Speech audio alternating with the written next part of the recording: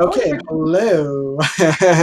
Hi, Wendy. I'm Hi, Arley. Arley. Hi.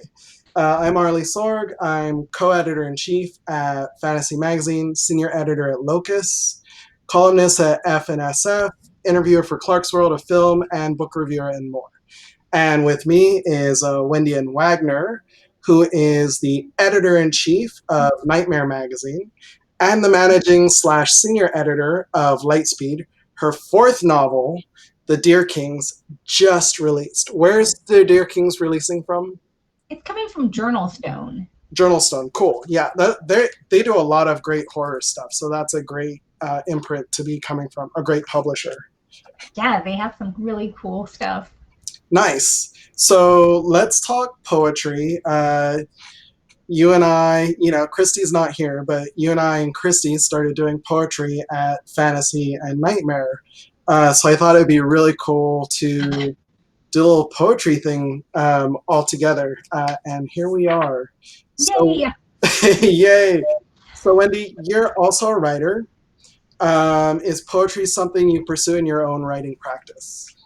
Yeah, definitely. I kind of go through times where I do more poetry than others. Like right now, I'm not writing any poetry, but every couple of years I get really serious about I'm gonna write a poem a week or a poem a day for a while, and I feel like it really brings a lot to my writing practice, and I really enjoy it. I don't think I'm a particularly good poet, but I feel like I learn more every time I dive back into it. And I also really love reading books about how to write poetry.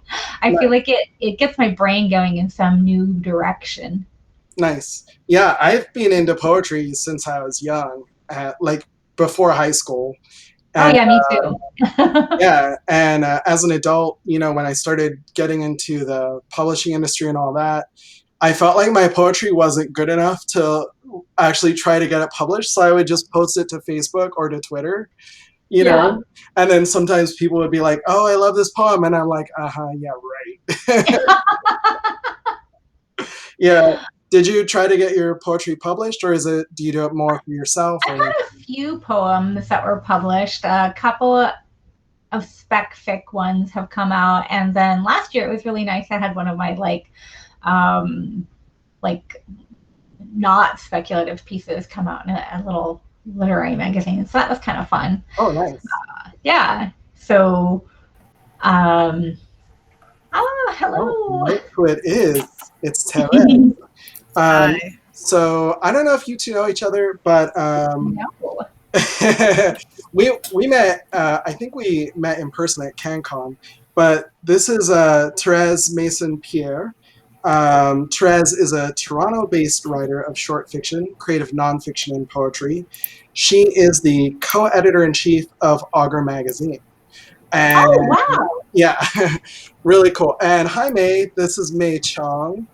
May, this is Terese and Hao and Wendy. And May Chong is a Malaysian poet, speculative writer, and bird/bug nerd who writes to tackle the heart and tickle the soul. And this is Hao Zhang. Hi, Hao. Hao, this is Wendy, Terese, and May. And Hal is a lapsed physicist who splits her time between the East Coast of the United States and the internet, where she writes at halwaijang.com. Greetings, Hi, everybody. everyone. We got one more person coming. So Wendy and I were just talking, but actually, May, now that you're here, I would love it if you would read your poem for us. Absolutely. Awesome. This is Things I Love About My Werewolf Girlfriend. She does not shy away from hair, and no jam jar has ever defeated her. The way she howls through karaoke and drains her morning tea in one swallow. The color of her bed hide at dawn, all peach fuzz and sun-touched fall streaks. How her tail beats rhythm against my ankle when we're curled on our thrifted couch, drinking in sappy sitcoms. her pupils blossoming when I meet her at the door, the feel of her nose at my throat, knowing me, her fur, the softest thing I've ever been permitted to touch, her warm back, her breasts, her neck, hairy thighs like twin anchors, the things she does with her gentle teeth and tongue, telling stories of her last shift, the smells of damp soil, the nightjar's exclamation. How she smells like home, has always smelled like home, running water and crushed grass joy, something wild and beating. I just love this poem, May. And it's really cool hearing it read aloud. It's the first time I've heard it read aloud, and we get a lot of stuff about shapeshifters and werewolves, and yet this is a great example of like why we don't want to say don't send us stuff about shapeshifters and werewolves, because once in a while we get something like this, which just hits the note for us, and we're just like, oh my god, this is so good. Um, Joining us, we have Lynette Mejía and Meg Elison. Real quick, Lynette writes science fiction, fantasy, and horror prose and poetry. Her work has been nominated for the Pushcart Prize, the Riesling Award, and the Million Writers Award. And with Meg is an award-winning author and essayist living in Oakland, California. Meg lives near me. We hang out in real life. Okay, so Meg, Lynette, you're on with Hal, Terese, and May. So May, coming back to you, and of course with Wendy, the awesomeness. So May, coming back to you, for me, there's a playfulness and joy to this poem, which seems rarer in poetry in general. What for you is the key to making joy come across in poetry without making it cheesy or saccharine? Ooh, that's a pretty heavy question. And caveat, this is just my process. But I try to focus not so much on the feeling, but the relatable things that engender that feeling. So the mundane details, what you see, like sensory input, how you feel. And that's basically how I go about it. Nice. Yeah, that really resonates with me, like the thumping of the tail thing, and there's just so much sensory stuff in this poem to me. What was your process for writing it? Okay, so Werewolf Girlfriend was written in 2020, possibly for National Poetry Writing Month, can't quite remember right now. And what happened was, before that, I wrote another list poem called Things That Are Great About Dating Humans, and that was out in Science Data magazine. So after that, I was like, okay, we've done the sci-fi stuff. Now let's go back to my comfort zone of like the really gushy, tender fantasy stuff. And I have a confession to make, everyone. Like some women were horse girls. I was definitely a wolf girl, and in some ways I still am. So I thought about werewolves. I thought not so much about what a wolf is in real life, but like the nebulous ideas of like wolf and pack and nature. So I put all that into the poem. And then when I heard that fantasy was reopening with a poetry section, I submitted, and now I am here talking to you all and reading that poem for you. Well, we're glad you're here. Is there anything else you want to tell us about this poem? Yeah, it's not quite explicit, and I don't want to do a whole Dumbledore kind of thing, but yes, it was definitely written as like two women in a relationship. So instead of like, so when I say WLW, it's basically women loving werewolves. So if you want to claim it for that, go right ahead. That was what it was for. It's funny you say that that's not explicit, because for me it was explicit, and I guess that's just whatever my baggage that I brought to it was, because I didn't even like that's just you didn't even consider that it could have been straight, right? No, that never occurred to me. Like from the moment I slushed it, like it was women on women. That's so funny. Yeah. Because I'm like, gee, I wonder if I should have come out and said like, oh, this is definitely a gay poem. But yeah, I mean, if it came across, then all's good. For me, it did. That's so cool. So let's go actually to Let's go to Terese. Hi. Hello. I'm really excited to hear you read your poem. Are you ready? I am ready. I have a question for you though regarding reading my poem. Do you want me to, can I read it? Do you want me to read it as it was published, or do you want me to read it as it was originally written? Either way. Was it longer as it was originally written, or it'll take longer to read, but I can read it as it was published, and I can talk about it later. Okay, yeah, let's read it as it was published then, and then talk about it later. Yeah, go for it. Of course. So my poem is entitled "Appeal to the Doppelganger." Can everyone hear me? Yeah.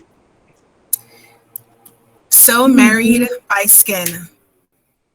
Even my fingers rush to study every dry groove you carve across my own face, our face, the single self, splitting into foil and forgetting my labor, lost to whatever magic brought you here, your flotsam shadow at my feet, double the weight of a sinking house, mud-soaked in my jagged outline, waiting for the moon.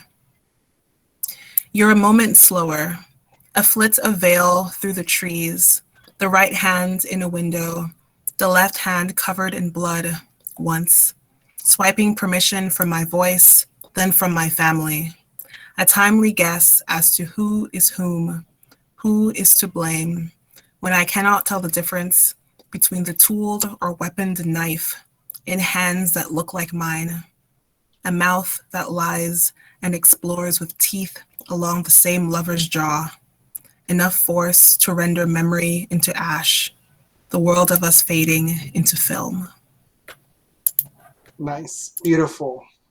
Terese, while there's the speculative aspect, when I read this poem, I feel like the speculative is a metaphor for divided or conflicted personal experience.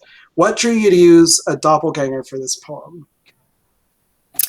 I really like this question because I write a lot of speculative poetry, and I think about the ways in which, like, what counts as speculative. Because I know people who are like, any metaphor in a poem just makes the poem speculative, because that's not really what you're talking about, right?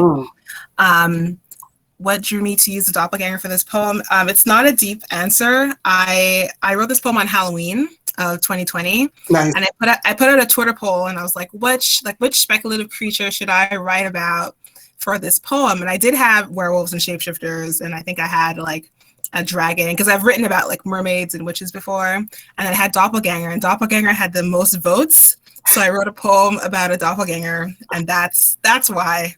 But as I was sort of drafting this poem, I thought about different ways to sort of express like the dual self, or like the evil twin, or something like that. It became like a lot deeper than just like a Twitter poll. Nice. So I'm thankful for this question. Nice. There's so many deliberate elements at play in this poem, from the placement of sounds to the imagery to the way the format shifts the reader's focus. For you, are there clear influences in this work, or favorite elements which you love to use? There weren't any clear influences like for this work prior to writing it, but then as I was writing it and editing it before I wanted to send it to fantasy, I thought about the movie Us and how there are doppelgangers in that movie, and I was like, how could I make this more how could I make this poem more sinister, but not obviously sinister? Nice. Yeah, and as for favorite elements, I like to use language that is very subtle. I want the reader to sort of guess at what I'm talking about, and I take advantage of the fact that poetry is very interpretive anyway, to sort of get away with that. Nice. Is there anything else you want to tell us about this poem? Yes, I want to mention that originally this poem was a contrapuntal poem, and for those who don't know, contrapuntal poems are it's a poem in 2 columns, and then or it could be multiple columns actually, but each column you can read it as a separate poem as well as like together. So every other line in this poem is also a poem. We had to merge it for formatting reasons, but you can read it in 3 ways technically if you want. Yeah. We had to change the formatting of the poem, right? Because of the Amazon and ebook thing. Yeah, because of the spacing on the width of the page. Yeah. But in my mind, it will always be, because I thought like if it were still a contrapunto, that would lend even more to the doppelganger theme, because you just have two, but it's still one, right? But in my mind, when I talk about it, it's still contrapunto. I'm so thankful like to be in fantasy, because I wanted it to be in fantasy more than I wanted it to be contrapunto. Yeah. So I'm really thankful for that. Yeah, when we started doing poems, we realized we couldn't deal with certain kinds of formatting, and we actually talked about not taking poetry or not taking certain kinds of poems and all this stuff, and so it became a big behind the scenes thing. And I think your poem was one of the first poems that sparked that conversation. But real quick, before we go to the next reading, I want to ask Wendy, and after I hear from Wendy, if other people want to chime in, because y'all, I mean, most of you, if not all of you, have a lot of experience with speculative poetry. So Wendy, what for you are the strengths and challenges of speculative poetry? I think you should turn that over to the poets. I really think like they're a more interesting answer for that. You know what's weird is they probably have so much more experience with speculative poetry than either of us have too. Right, because I mean, most of my poetry writing experience is not speculative. So yeah, I want to hear from them. And a couple of them actually have collections out. I know Hal has a collection with Aqueduct recently. Awesome. Brett has a collection. I don't know who else has a collection.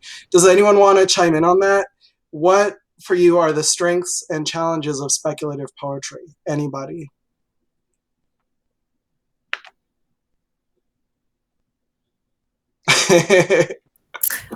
I can go first if anyone else. No? Okay. Oh no, May go ahead. Go ahead. Go ahead. I feel like I spoke last, so you can go ahead.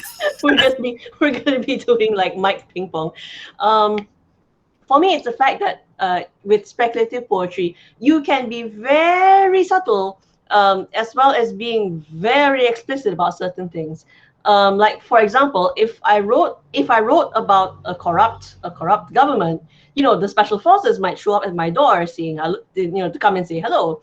But if I wrote about a vampire kingdom which was draining the populace dry, technically speaking, you know, it's not real, but so yeah, it does give a little more room to play and talk about real world issues without actually talking about the real world issues.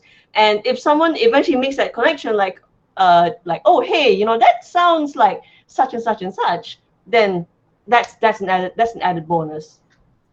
That's a really great point, and I feel like that is used far more often in politically oppressive countries. Not that America is not politically oppressive, we're just politically oppressive in different ways. True. Yeah, anybody else?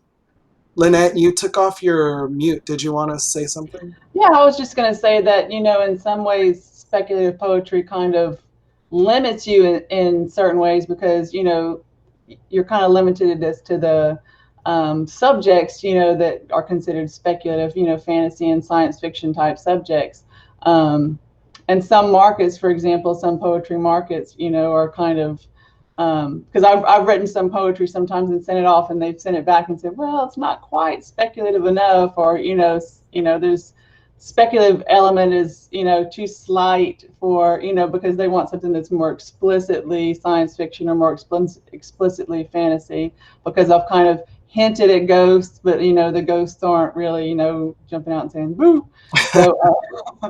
So you know, in some ways it's sort of limiting, but and to me that's kind of fun, because that kind of like, you know, gives you like a little sandbox to kind of play in, and kind of you know, kind of defines where your limits are, and so you kind of have to get creative with, you know, your subject matter and what have you. So I kind of find that fun, that challenge.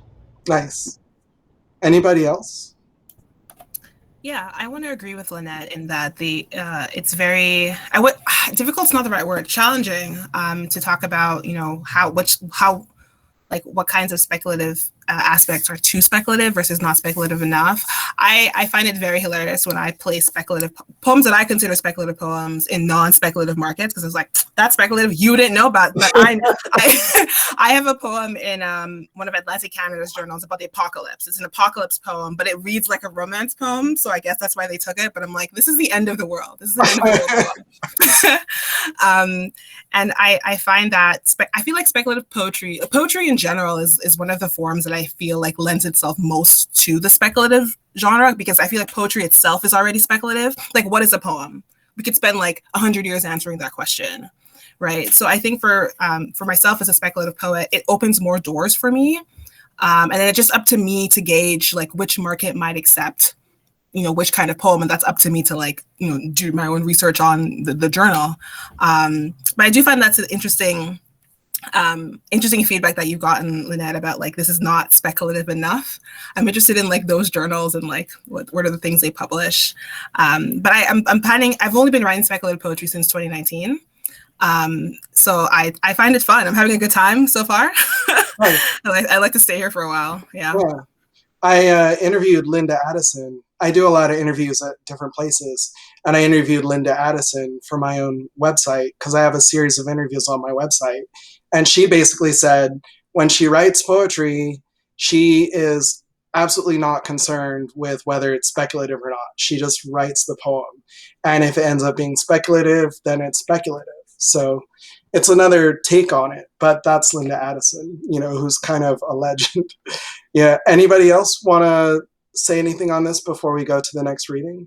Wendy, did you have any last thoughts on it? No, I can't. I can't top what's already been said.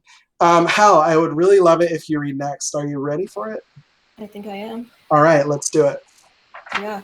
And also that this was a poem not explicitly written for speculative or not. So Nice. That's a great segue.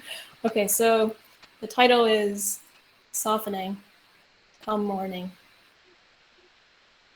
I am standing next to the unsunken earth, not yet a part of it, though I wonder.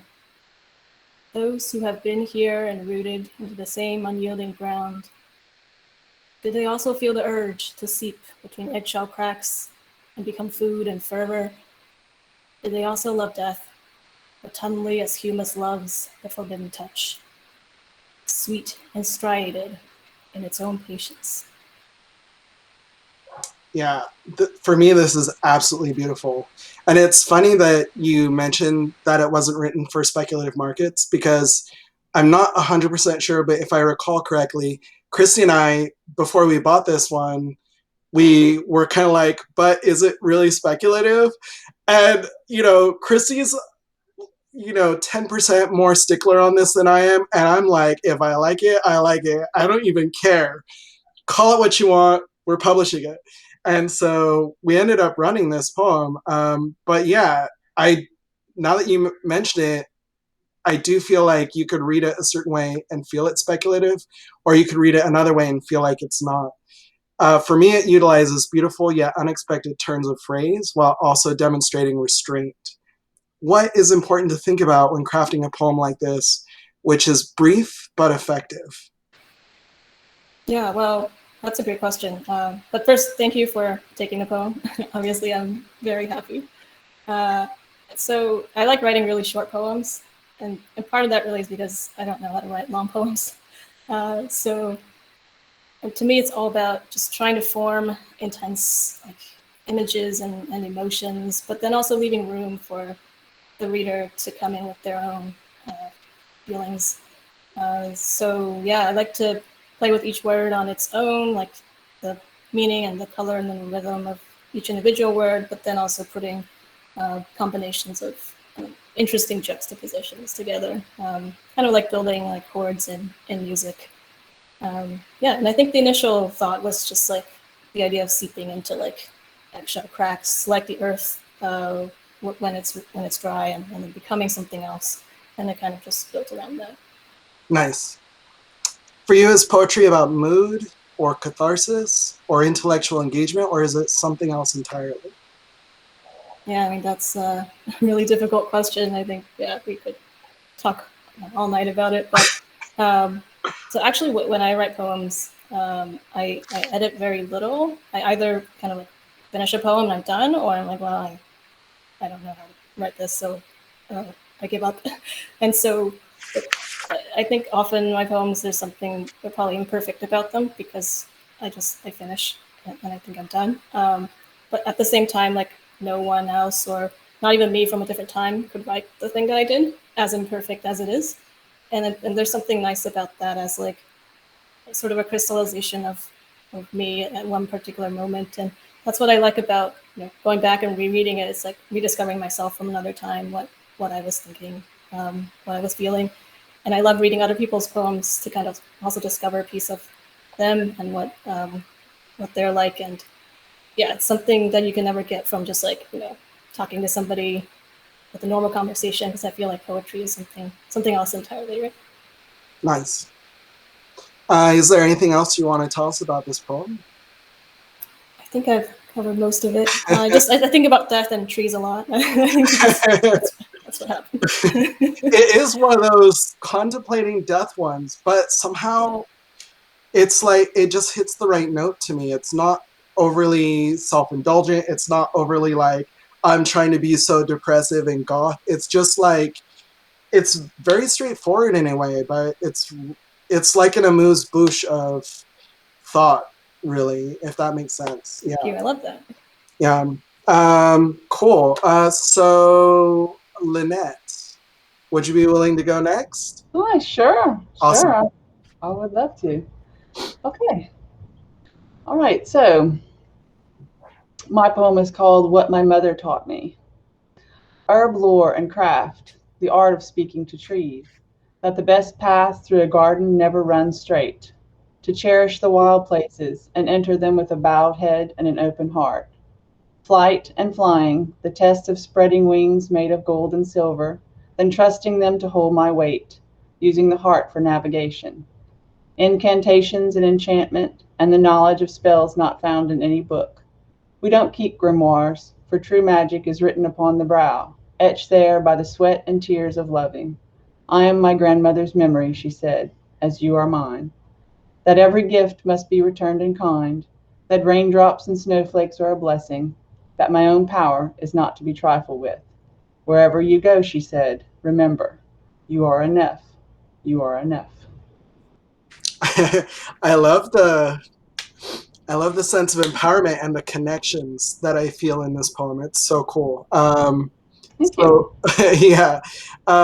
This poem for me is as much about lineage, a tribute to those who came before and what they passed down, as it is about channeling one's strength, finding empowerment. What is the key to writing something like this, which feels personal while also feeling larger than any single individual? So for me, writing this poem was definitely kind of a tribute to my mom. We had, as I guess a lot of people have, a complicated relationship. But at the same time, in the last year, I read a lot of books that really touched me. They were kind of about finding found families. The Library of the Unwritten by A.J. Hackwith, The House by the Cerulean Sea by T.J. Klune. Both of those were like about finding families that, and so, thinking about it, you don't really have to be blood related to someone to have them pass things to you and for you to pass knowledge to them. And so, as I was writing this poem, which I wrote kind of late in the year last year, I was thinking about the things that, the knowledge that my mother had passed to me, which one of those things was her love of nature, her love of gardening. And then I was thinking about, the friends that I've made and like kind of the found families that I've kind of acquired over the years and how we've passed knowledge back and forth between us. And sort of, so this kind of poem kind of coalesced out of all of that. Nice. So nature is important in this poem. Is nature a theme you return to often in your writing? Definitely. Like I had said before, my love of nature kind of comes from my mom. I was very lucky to grow up in kind of a country setting, out sort of in the woods.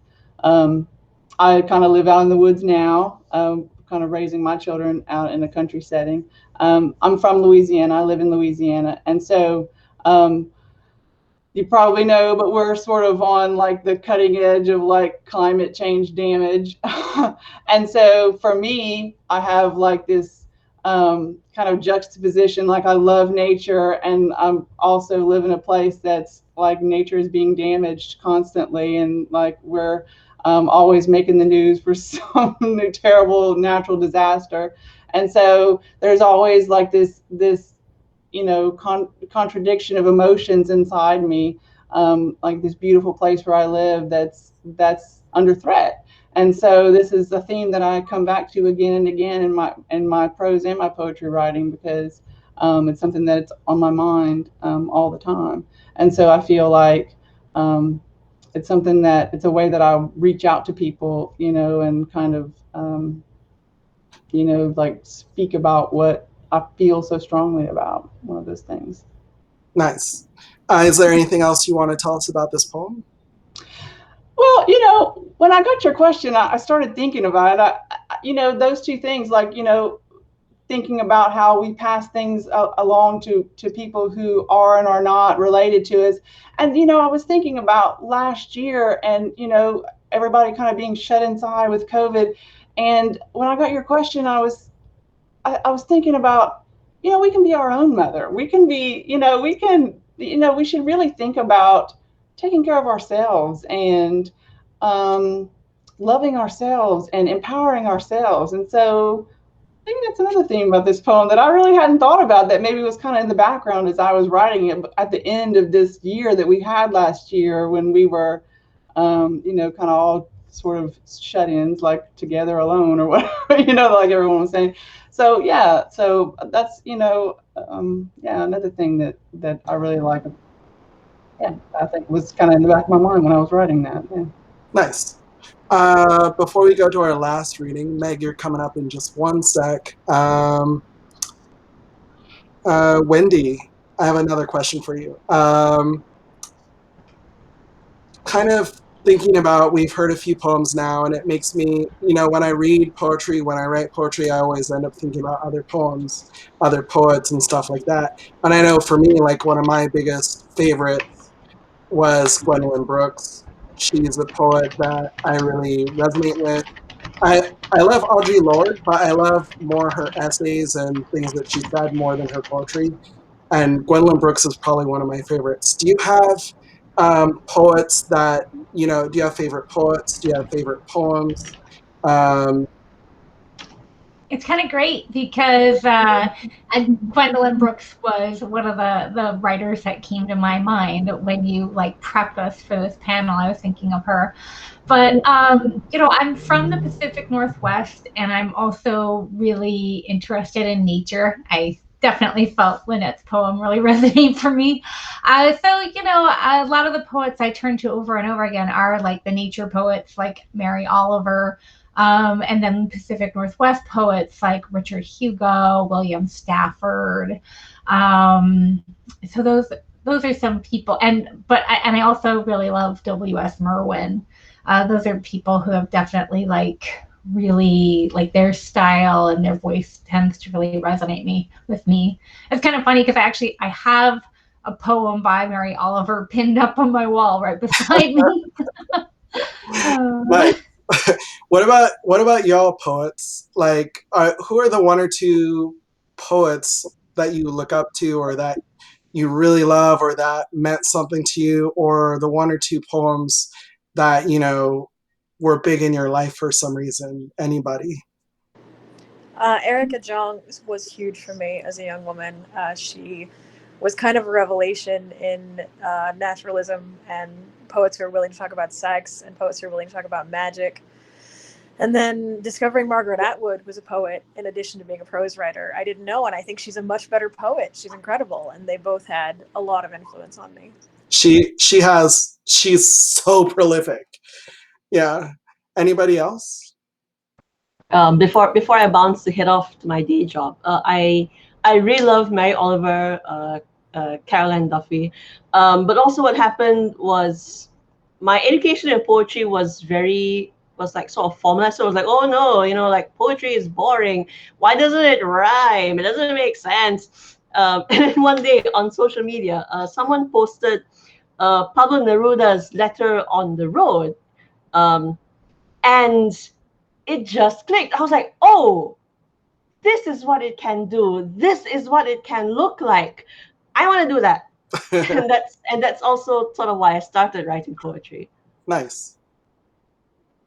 How about y'all?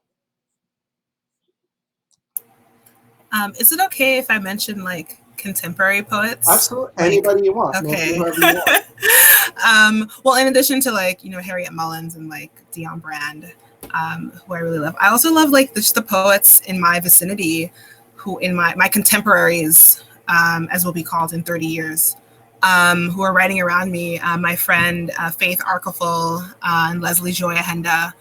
Leslie's one of the editors at Augur. She's a beautiful poet. Other poets that I like who I know are Kashayar Mohammadi and Sid Lazarus. I don't know if you know any of these people, but I encourage you to Google them. They're great emerging writers who I love. Yeah. Nice. I just listed my friends, but they're also poets. Nice. I love their work. I mentioned Linda Addison earlier, and she actually has a really cool poetry performance on YouTube that's really easy to find. Yeah. Meg? Sorry, since we're talking about contemporary poets, I feel like I would be remiss because I live in such a great poetry scene. And of course, I think about people whose books I read as a kid, but I'm massively influenced by Nazila Jameson is an Oakland poet who I would go to the ends of the earth to see her perform. She's incredible. Everybody should buy her book.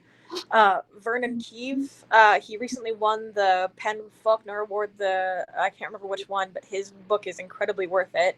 And Baruch Porras Hernandez, who's a San Francisco poet who writes amazing poetry about donuts and sex. And his book is called I Miss You Delicate, and it's so fantastic. Definitely a good idea, Terese. I'm glad you reminded me of my contemporaries because I have an embarrassment of riches in that department.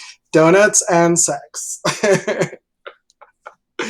Hal, Lynette, do y'all want to mention anyone? But you don't have to, but you're welcome to. Well, Mary Oliver, for me, I mean, I put it in the chat, like she's like a huge influence on me. Like when I discovered her, I was just like, it was a revelation. I've read I think everything she's written like more than once. I also wanted to give a shout out to Natasha Trethewey. I mean, I know she's huge, but she's like, I mean, she's from the Gulf South. So, like, I just love her. And I've probably read everything she's written too. So they're probably my two favorite poets. Nice. Everyone's mentioned so many great poets, I feel like now. So we've all been taken. No, yeah, I love Mary Oliver so much too. Liesl Miller. And also some of like just the classical Chinese poets I read growing up, where I feel like that's very much like a part of Chinese education in a way that Americans don't really know that much poetry, but every Chinese child grows up reciting and learning a lot of poetry. Nice. And I think that's had a lot of effect on me in ways that I can't probably really untangle. But yeah. I mean, I will have no idea who you're talking about, but who are one or two of your favorite Chinese poets that you're talking about? Yeah, I love Su Shi or Su Dongpo. I see May, maybe those. And I actually included one of his poems in my chapbook where I tried to translate it, but I couldn't really do it. So that was like part of like my reckoning with my past. And wow, translating poetry just seems like that's a whole nother thing. Especially Chinese poetry. Yep. Yeah. Cool. Well, thank you. Thank you, everybody. Meg, are you ready? I am indeed ready. All right, and everybody, May has to bounce soon, just to warn people. She told me way in advance, so if she vanishes, please don't be offended. Meg, go ahead. Please read your poem for us. Thank you. So my poem is Modern Promethea, and it was published in Nightmare magazine. It strikes first with a grand old woman twining through her coronet of silver at the grocery store. Her careful hands on an avocado, kind as she is in everything. A young girl wants to tell her something intimate, something respectful of her years and all she knows. But the girl opens her mouth and the words hit like the lightning. Silver Lady carries it in her closed mouth, nothing wasted, until she finds the right moment. A woman on the train with 3 small children, one every year and another one coming, as worn out as the breeching crotch of her jeans. Silver smiles and offers to hold the sleepy one, tells the mother she is beautiful, that it won't always be this way, that she is enough and the world will wait, because an old woman can, with authority, say these things. A mother of such an army speaks to few people she didn't make, and so holds the lightning for a few days. Uses it to stiffen her spine, to stir sugar into her tea, and it is enough so that the next woman she sees who needs it spills it out of her like milk on the worried woman at the drugstore, reaching out with her hands to cram alcohol into her basket, and gauze and gauze and gauze, because somewhere someone is bleeding, aren't they always? And the mother tells the mother it will be okay. They're never as hurt as you think. Blink and blink and blink. And maybe, the tired mother thinks, maybe that one didn't take. But the truth lands and turns into something just as bright, something kin to the lightning. And it's alive. Other mother takes it home, accustomed only to speaking to people whom she has made. Finds the body from the girl's dorm in the basement. Chooses youth, chooses smallness. The one with the milk carton face and the dateline hair. Finds the pulse in the cold arm. Finds the flutter in the blue-white chest. Anxiously looks her creation in the eyes. Tells her, "It is enough, monster. It is enough that your heart is beating again. Life isn't over because someone said so. Holding you down in a bathtub. You were not used up. You have purpose still." And the monster's eyes bolt open, not from the sky down, but from the ground up, like the lightning. Nice. Beautiful. Talk about empowerment. Meg, you are holding it down for Nightmare. Everybody else here was published in fantasy. I did try to get. We did talk about 1 or 2 other Nightmare poets, but they couldn't make it, unfortunately. Wendy, can you say a little bit, because you're the editor who purchased this poem? Can you talk a little bit about what you saw in it, how it spoke to you, why you bought it, something along those lines? Sure. Well, I found it to be a poem that really rewarded like rereading and like bye May, so nice to meet you. Hi, May. Thank you for coming. Thank you for having me. Take care, y'all. The pieces of this poem came together in such a neat way that I really appreciated. I love the tone of empowerment and like the different kinds of power that crackled through the poem. I thought it was neatly creepy and yet warm and delightful, which is sort of our brand at Nightmare. Yeah, and it just, the words in the poem had a neat mouthfeel when I read them aloud. It was actually such a delight to hear Meg read it. So those were a big part of why I went with this poem. It was just, it just filled me with delight, which you can't. How does it get any better than that, you know? Yeah. I really enjoyed hearing it, and for me it was so much more powerful being read aloud.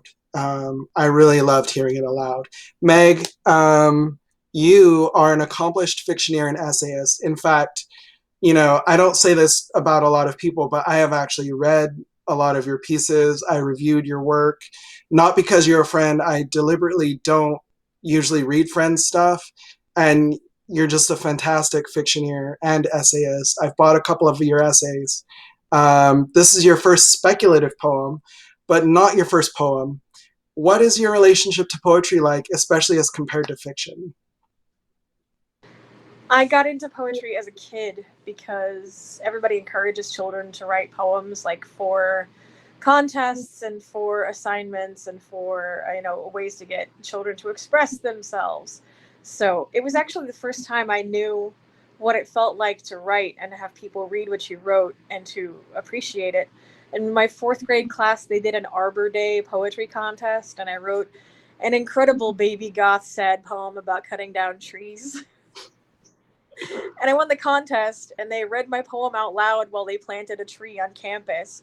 And it was the first time I realized that getting published and read out loud and receiving the adulation from that made me feel like King Kong on cocaine. And that was the day I stopped wanting to be anything else but a writer. That was it for me. Wow. So I've written poetry since then, of the sad goth variety, of the teenager in love variety, and a bunch more. I actually turned in a bunch of poems about the X-Men in 5th and 6th grade because I was deeply into X-Men. My teacher was less enthusiastic than I might have hoped. Nice. But it's always seemed to me one of the most accessible writing. Like, you don't have to have a great grasp of the formal rules. I think you're better at it if you do, but it's a really easy way to just write what you feel like. And if somebody argues with your grammar or your choice of words, you're just like, it's poetry, step off. Nice. I'm just gonna say I have a tattoo of Wolverine, and we'll leave it at that. Yep. So what was the process for writing this poem?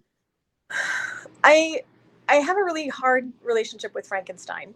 I have nothing but admiration for Mary Shelley, and I know that what she created and handed to us for horror, for science fiction, for fantasy is immeasurable. And also, it's a fucking terrible book. It's awful.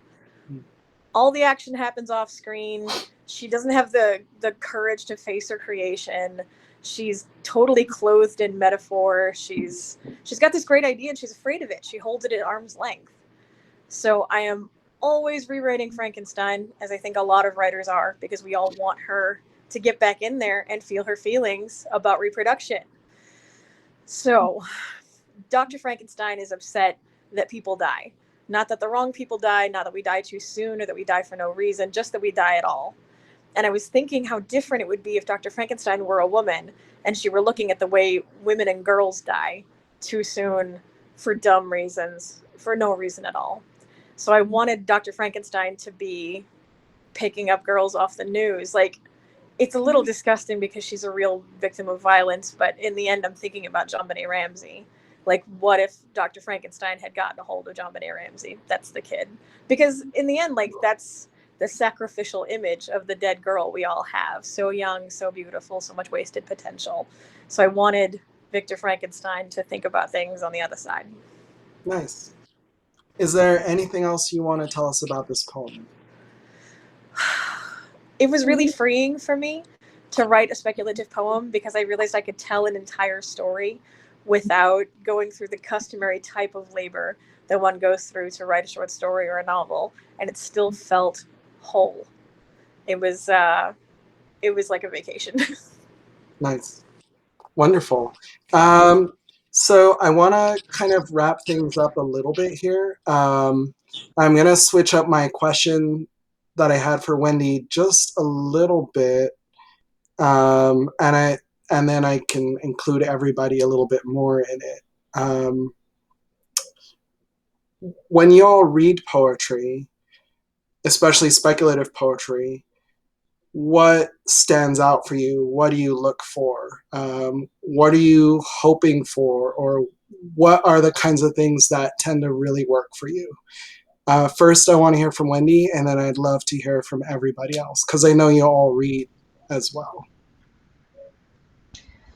Well, I think, first of all, I'm looking for work that does things with language in a really exciting way. For me, I am ridiculously delighted by line breaks, and what they can do when you're reading, because that's something that you'll never get in fiction, right? Like, you're never going to get that in a short story because you're just like a victim of however the words wrap. But poets are in control of that. And so for me, that is like the number one thing I'm always looking at is like, oh, what magical thing did you do with your line breaks? And yeah, so that's, for me, like that's something that just jumps out to me as something that I'm always looking for. And you know, at Nightmare we don't always, I mean, I don't want to restrict it to just speculative things. We want dark poetry, but it doesn't have to be just speculative. So it's a kind of hard to address just the speculative element. But you know, I'm always delighted by speculative things. I mean, that's most of the pieces that'll be coming out or that have come out do have like speculative things, ghosts, vampires, and devils and the like. But you know, some don't. Some are just depressing and hard and dark and miserable. Yeah, I forget that Nightmare isn't. You know, you guys aren't exclusively strictly speculative, right? Yeah, we're horror and dark fantasy, so we kind of take the full gamut of everything bad. Because often horror is not speculative. Right, yeah. It can just be mood. Terrible things happening. How about the rest of you? Anybody else have thoughts on that? I look for the same thing that I look for in genre fiction, which is to say someone who loves being here. I want to know that you were inspired by this genre and these works and these parameters and tools to create your own art. And I see a lot of, especially early efforts from people who think, well, speculative poetry is easier than regular poetry and it pays more. And there's a lack of facility with not understanding the genre, and there's also a kind of contempt that bleeds through when you think it's easier or it's beneath you. So I love when I can just tell that the poet is in their favorite place, doing their favorite thing. It's difficult to define, but I know when I see it. Nice. Anybody else? Yeah, I read, in terms of like what I look for or like what I like about speculative poetry, I think that was the question. I have three modes. I have like reading as a reader, reading as a writer, and reading as an editor. But for I'm reading a lot of submissions right now, so I'm very much in the editor mode.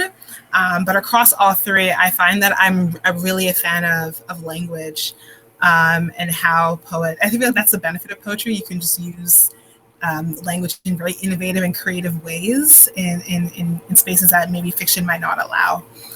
So I look for like really interesting like sorry, my fan is loud. I look for really interesting like adjective noun combinations.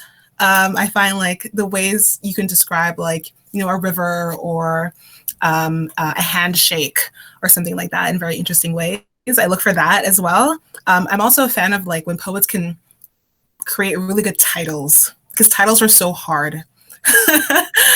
So when I come across a really awesome title for a poem, I'm like, yes, amazing. Nice. Thank you, Terese. What about you two? How, Lynette?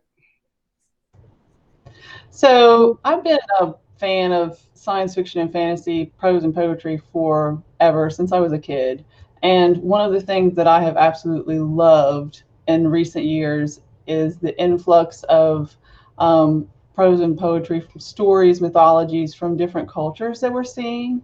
And so I am absolutely, in particular, mythologies from different cultures that we're learning about and getting stories from. And I am just absolutely in love with that.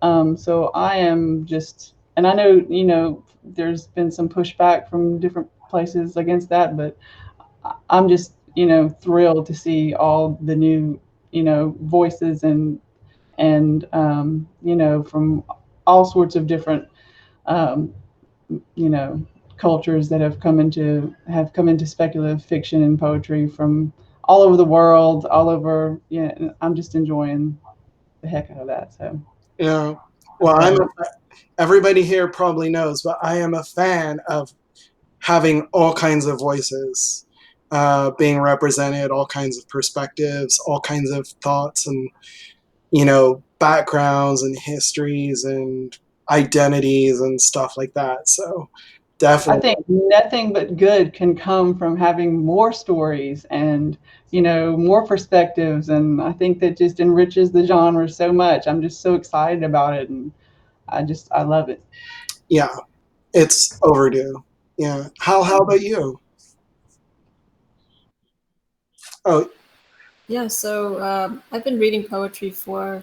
Oh, you hear me? yes. Okay. I've been reading poetry for Reckoning, which is the journal on environmental justice, which is mostly speculative, but not always. So there's an interesting subsection of the submissions that are kind of like, well, this is a poem about a flower, so I'll send it in anyways. But you can really, yeah, I guess you just really know it when it's really rooted in some kind of truth that the poet believes in. When there's conviction, when you can read it without taking a breath, and that's just how good it is. And yeah, there's so much room, in the intersection of climate justice and how things could be, how things should be, and how things are in the speculative. That yeah, the good poems are just amazing. I agree with that. The good poems are amazing. Terese, how many poems does Augur run usually? Oh, that's a dangerous question. So I can tell you, my publisher's not here to tell me I can't tell you, that we are running about 9 poems this year. We have a big issue in 4.1 that we're getting out. But we typically run between 4 to 6 poems, but this time we're doing 9. So that's our biggest issue so far. And those poems were they're so great. I can't wait to publish them so you guys can read them. Nice. Well, we need to wrap this up. Wendy, do you have any last thoughts? Gosh, I just feel like all of our poets have just been so inspiring, and it's been so awesome to hear from them that it's sort of I'm just so in receiving mode that I'm not sure that I have brilliant things to say. I just feel really lucky with all the different people that I've gotten to work with and the poetry that we've shared at Nightmare. We don't publish a poem every month. We only poem about every other month. So we haven't run as many as you guys, and we haven't gotten as many submissions in the poetry department as I would really love to see. Another thing that I would love to see more of is formal poetry. We almost never get formal poetry submissions. Where are all the rondos and the Vividels and kitties! Kitties! Yes, the studio is complete. The cats have appeared. Death Stars. Yeah. So yeah, and I just want to echo the line that the good poems are amazing. It's when you get a poem in the submissions pile that is great, you just get goosebumps all over. And a poem, it plays you like an instrument, it's a good fiction can do many of the same things, but there's something so deeply resonant and exciting about poetry that I think I'm really, really glad that we have it here at Nightmare again. When I'm slushing, I will often just tear through submissions. But, all the poems that have been read today, and some of the others we've published, I don't know what it is, but they will just stop me in my tracks. And they'll be like, no, you're paying attention. And then I'll read it and I'm like, holy shit, what just happened? I need to read that again. I don't even know what just happened. And then I'll read it again and I'm like, oh, wow. Yes, this is a thing. I need this. Yes. So yeah, absolutely. Anyways, everybody, thank you very much for joining. I'm very grateful to y'all for coming, for reading your poems, reading your work, sharing your thoughts, sharing your time. Wendy, thank you very much for doing this with me. I super appreciate it. I always love working with you. You know that. And everybody, writers, please keep writing. Keep doing what you're doing. Your work is fantastic, and we need to see more of it in the world. So keep it up. Yeah, and that's about it. Everybody who watched the video, thank you for watching. If you enjoyed it, tell your friends. Have other people watch it. read the work of these fantastic people. Several of them have collections and books. You need to go get them right now. Spend some money and support these fantastic writers. Thank you very much. Have a good night. Thank you. Bye. Thanks, everyone.